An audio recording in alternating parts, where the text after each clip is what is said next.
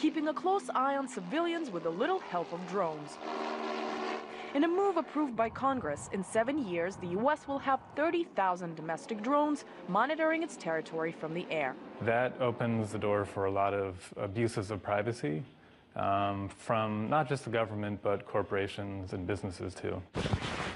In a fight for privacy, this New York designer came up with a counter-surveillance clothing line intended to shield people from those watchful lenses. A burqa, a scarf, and a hoodie are the key garments in the collection. This is a garment that's designed to be thermally reflective, which means that heat bounces off it. And heat is what's used for thermal imaging. In particular, this technology is used a lot on drones and UAVs. If there were drones hovering above Manhattan, anybody who is out on the street is clearly traceable. The idea of this collection is that putting on something like this, let me zip it up,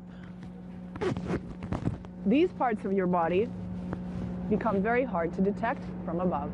From a potential fashion statement to a technology that could eventually be used in rescue operations or even on a battlefield. I think we're addressing a market that hasn't been addressed yet.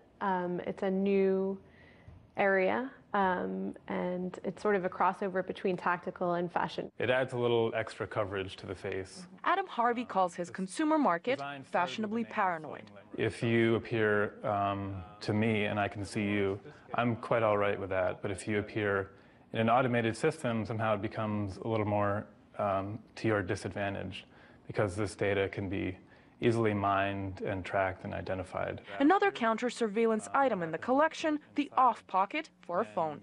Once a mobile device is put inside, there are no more signals going in and out. The strength of the cell phone signal out of 100 goes down to 0 in seconds. It's a metallized fabric, and that acts as a Faraday cage to block the signals from the phone. Adam says this is a faster way to turn off your phone and block tracking. Since the introduction of the Patriot Act.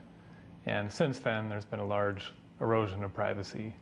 I would say it's not confined to the U.S. either. This is a global problem. To start a conversation and make people more aware of the growing trend of surveillance through fashion is Adam's goal.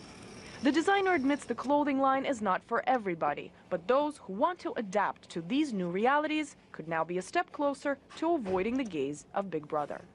Anastasia Churkina, RT, New York. Thank you.